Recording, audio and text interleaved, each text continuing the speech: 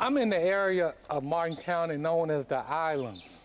In 1957, one of E.J. Hayes High School former students came down here to pick up one of his classmates, and they were going back to A&T University.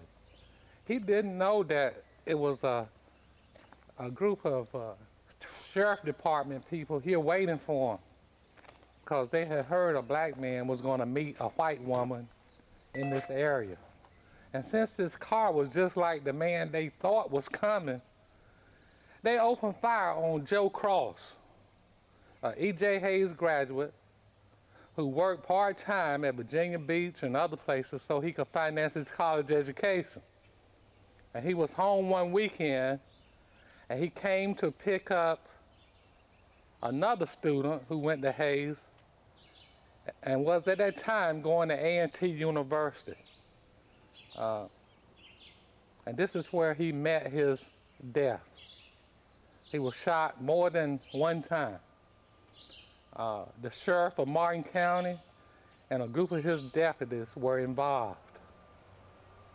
This is one of the tragic moments that happened during a time when African Americans were shot at will. The tragic situation that happened here went unsolved. Nobody was prosecuted for it. It just went on and on. His body was taken to a white undertaker. And during that time and today, black people, when they die, don't go to white undertakers. So that was a mystery too. So they contacted the black undertaker, J.D. Everett, to see why this took place. Why did the body go to the white undertaker? So J.D. went and looked at the body, and whatever he said, the black community took. He described what he saw, and it wasn't long before the case was closed. But the question remains, why, after the killing of Joe Cross, did they take the body to a white undertaker? As I stand here where Joseph Cross was killed, I wonder which one of these trees would have been here during the time that this took place. It could have been this one here, since it's the biggest one that I see. If only that tree could talk, and we could find out what actually happened in 1957 when Joe Cross came through here to pick up a fellow student to go back to A&T University.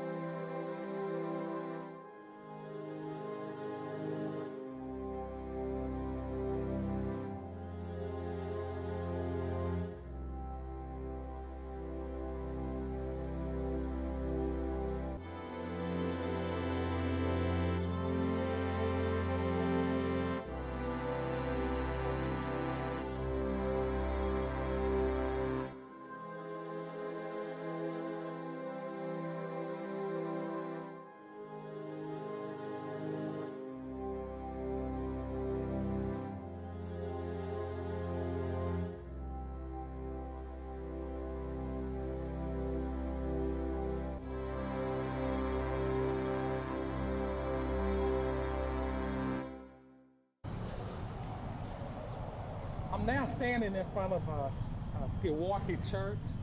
This was the name of Williamston years ago, without the E.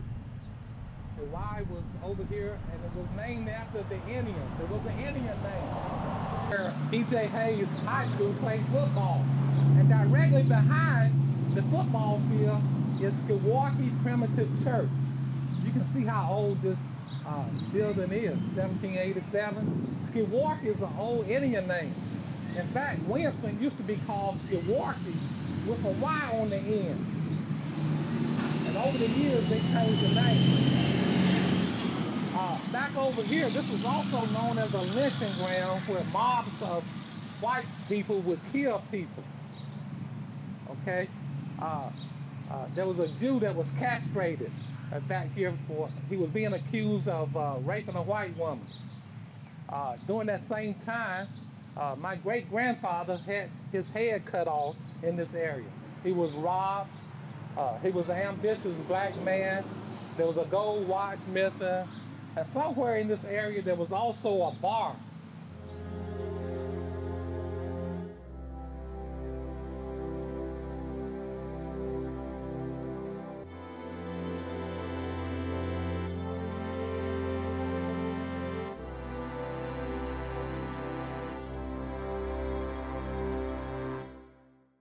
I'm standing next to what was once E.J. Hayes High School, which was started in 1924 for African American children.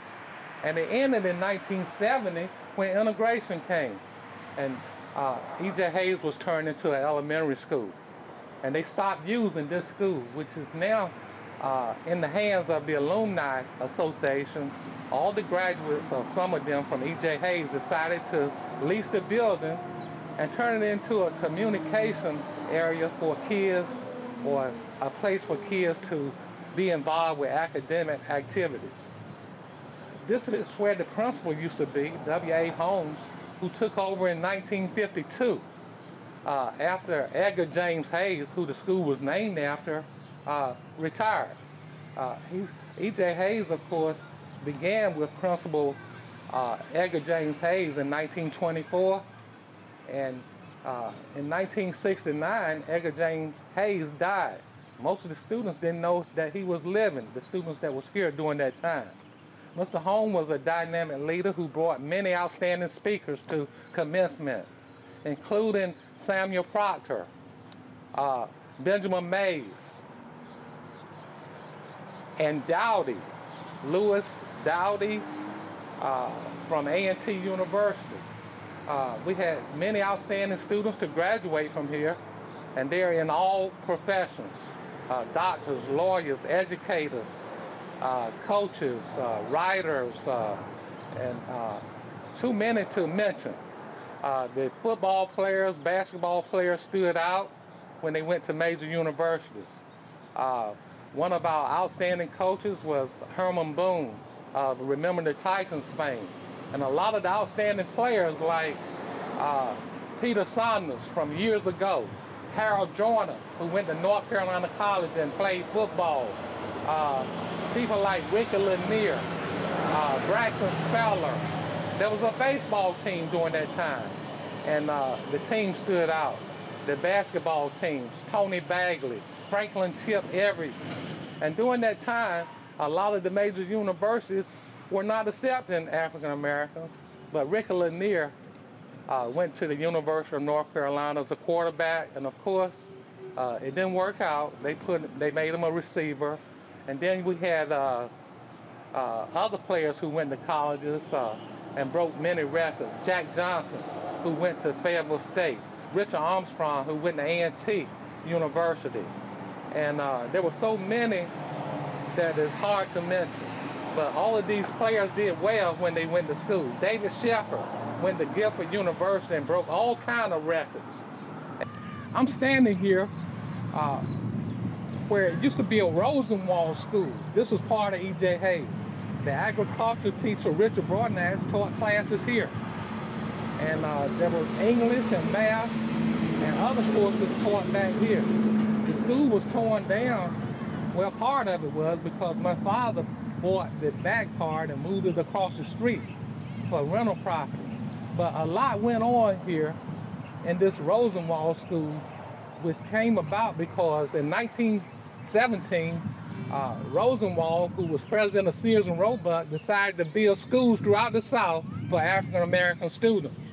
And that's when he decided to build this school on this site for the African American children in Martin County. Now, when I went to school here, my house was over there, so all I had to do was cross the street and come to school. I graduated in 1964. Okay, over here, we have the library. This is where Mrs. Blair was a librarian. And most of the teachers were here throughout the whole time during my education in 12 years at E.J. Hayes School. This is the stage where students participated in plays because E.J. Hayes had a drama club which was rated #1.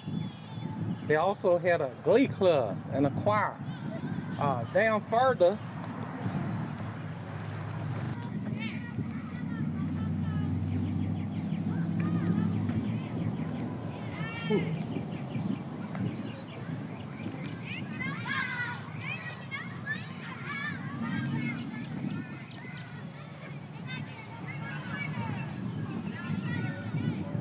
as you see, there's now a parking lot for teachers down at the elementary school. That wasn't there when we were playing football. So this practice field was a whole lot larger. Now, eventually Coach Boone had us running to the river and back to get us in condition. Most of the players were satisfied with just running around this field for 10 times. When I was in elementary school, they had something called May Day, where students would wrap the maypole, and they had activities all day. Nobody went to class, and they were out here, and parents would come out here and sell food.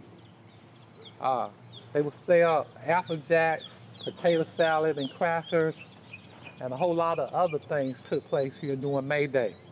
All of that ceased to exist after the years went by. This is where the school buses parked. And there was a lot of buses out here. They came from all around the county. One or two buses came from the Darden area. They passed Janesville High School and came to this black school. Of course, if things were integrated during that time, they would have stopped in Janesville instead of coming all the way from Darden to Williamston to go to school. The buses were packed with students from the Darden area. And once they got here, they still did well. They participated in things. It was hard for some of them to get home after practice because they participated in sports and other things at school. And sometimes teachers would have to take them home. This is where E.J. Hayes played football. I'm a coach, Herman Boone. This is where I played when I played football for E.J. Hayes High School. We played on the Friday nights when the white school was out of town. The next week we would go out of town so they could play a home game. This is where the bands performed when other black schools came. We had tremendous entertainment from other black schools. When other black schools, high schools, would come here and play football, we were entertained by some of the greatest bands in North Carolina. And this is where Herman Boone won many games while he was here for approximately 7 years. About 7 years, we played football here. The goalpost was located right over there. And as you can see now, this is a baseball field. Since it was during the time of segregation, the games were so exciting. White people used to stand around this fence and look at the games. And as the years went by, they eventually started going inside and sitting there with the rest of the fans looking at the games. But at first, they would stand around and look at the football teams that E.J. Hayes had.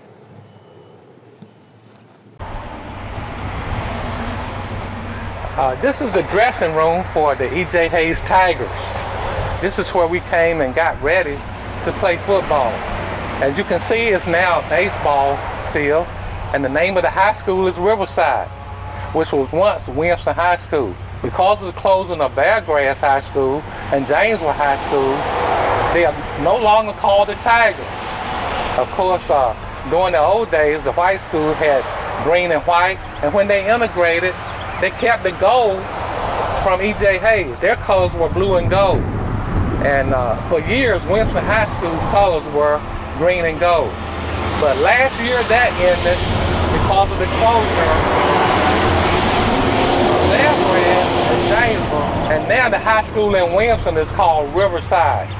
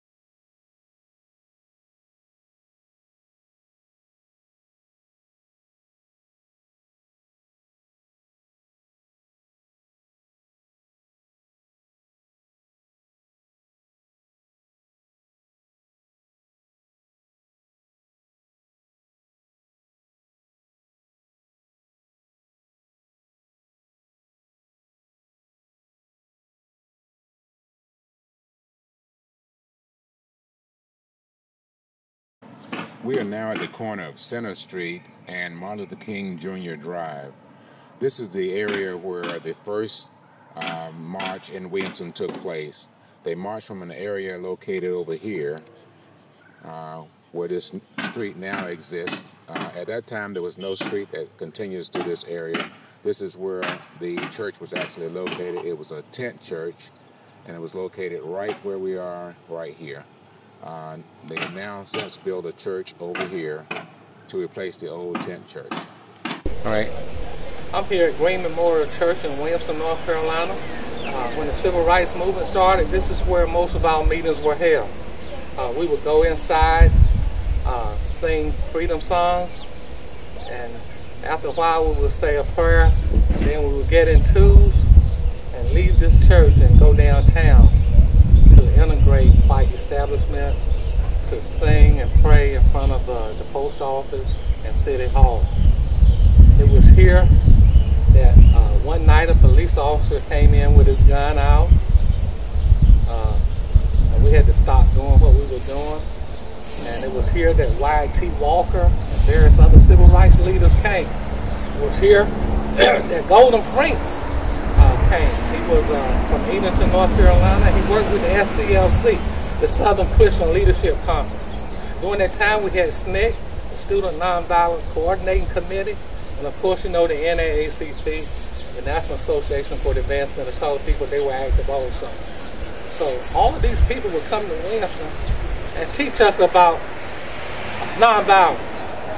And of course, they needed young people in the movement, and this is where the teenagers from E.J. Hayes participated in the demonstrations during the summer of 1963.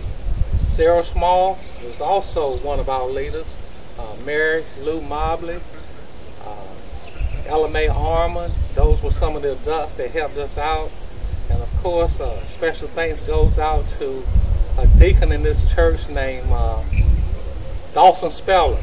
He said a prayer every night before we left and went downtown, which ended up in our being arrested. As we marched downtown, I was told that people had guns in the houses in which I'm looking at when we walked up the steps, because they thought we were going to do something. But most of those houses, the man in the house had a gun. And back to Dawson Spellers, his prayers were so long. He included everybody, and we had already worked up ourselves to leave this church and march. And he prayed sometimes what seemed like 5 minutes or longer. He prayed for everybody. And evidently, those prayers helped us. He lived to get 90-some years old. He just died a few years ago. And this movement started over 40 years ago, 1963. 1963. This was the scene of one of our marches during the Civil Rights Movement. We were here singing songs and praying here beneath the flag in front of the post office, and a large crowd of white people gathered, and somebody came from this house with a baseball bat and beat a black man severely. I had already braced myself for a beating, being that I was on my knees praying and singing, but nothing ever happened. I was lucky that day. God was on my side. But I felt sorry for the black man that was beaten with that baseball bat. When I finally saw him the next day, he had bandages all around his head. But this is one of the prices we had to pay during that time when we were marching up and down Main Street in Williamston, North Carolina. Here at the National Guard Army in Williamston, North Carolina, during the Civil Rights Movement, a known segregationist came here to speak at the armory here. A friend of mine and I decided to come, and it really didn't make sense. But as the Civil Rights Movement went on, we were becoming braver and braver. And when another friend found out that we were coming, he decided to come too.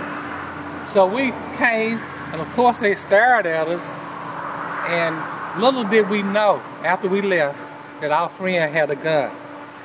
My career would have been messed up, and my friend's career. He's a district attorney now in Fayetteville, and of course I taught school for many years. And sometimes we think about what could have happened if a gun had been found that day on our friend.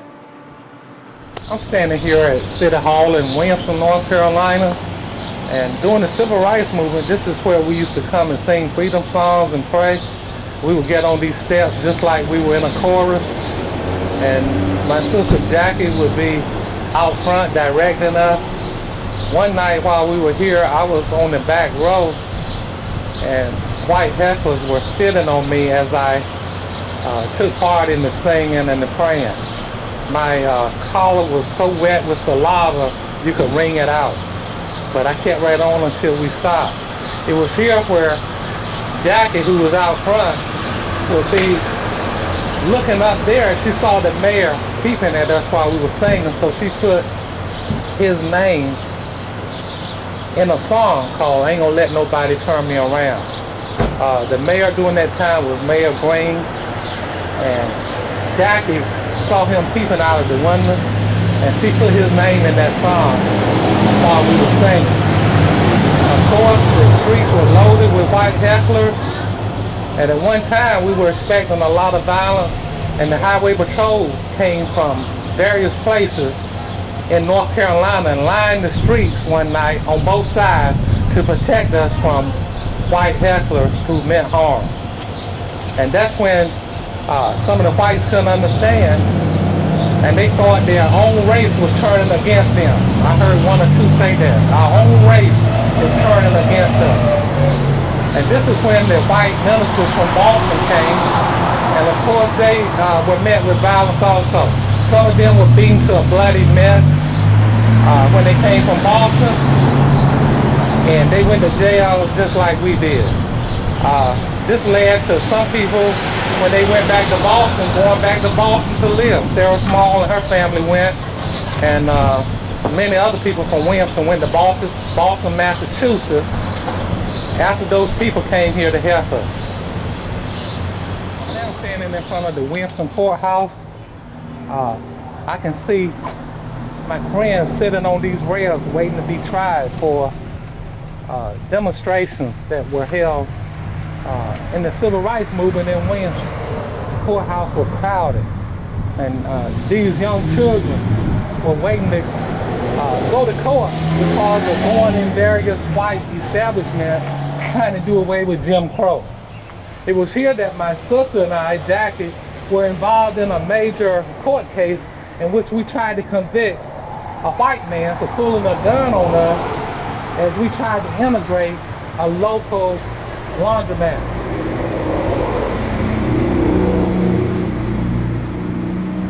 It was here where the whites would be on one side and blacks on the other side. Years ago, they used to have a balcony at the back of the Williamston courthouse. There used to be a jail here. But the jail was torn down, and now they have a jail in Bertie County. But back during the 50s and the 60s, people were locked up in the second story area here. The jail was back here. And during the civil rights movement, this is where my friends and I, my sister, would be locked up. They had a quarters for women and a quarters for men. And when we went to jail, of course, there were some people in there.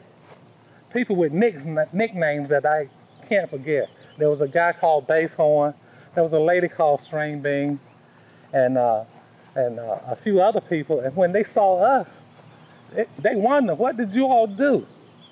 Why are you all in here? They didn't understand what was going on around the country. So as we went to jail, and people found out about it, eventually they would help us, and the jails ended up full.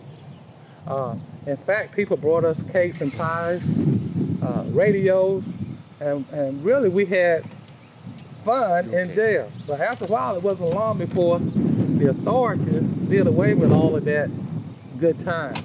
And they didn't allow people to bring us cakes and pies and radios.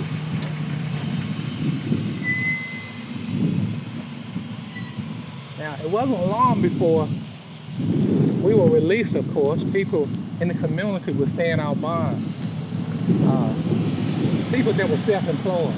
People that had jobs didn't want anything to do with the movement because they feared losing their jobs. But as we walked out, it was so many of us, some of those that were in jail for other crimes walked out with us. And they were able to become free because they got in line with us as we walked out. People like String Bean and Basshorn, they walked out with us and probably stayed out the rest of the time and then served their sentence. Now, one day, it was so hot while we were in jail. It was 15 of us in a cell meant for just one or two. I stayed on the cement floor to stay cool. It was hot in this jail, and that led to some people thinking that the heat was cut on. I don't think the heat was cut on. Maybe it was, but I think it was just a hot day. So as soon as we got out, it wasn't long before we would demonstrate again, integrate some establishment, and end up right back in jail. Some nights, half of the football team would be locked up, and people in other groups at the school, and they would get bonded out just in time for a football game. Okay. I'm now standing in front of Griffin's Quick Lunch. Back in 1963, this was the scene of the first sit-in.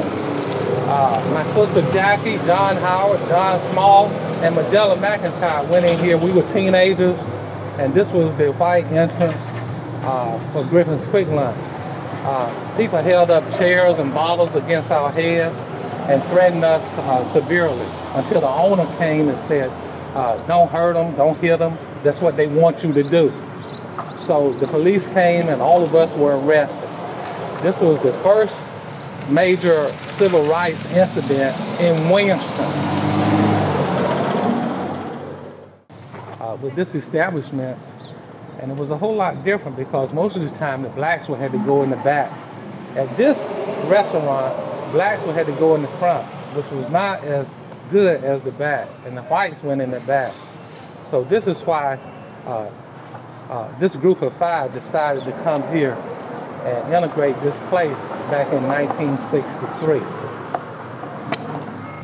I'm now on Washington Street, and none of these businesses were here during that time when I decided to walk uptown. I wanted to take a break from going to jail and just rest a little bit. And as I was walking down Washington Street in this area right here, the owner of Griffin's came out and started recording that thing.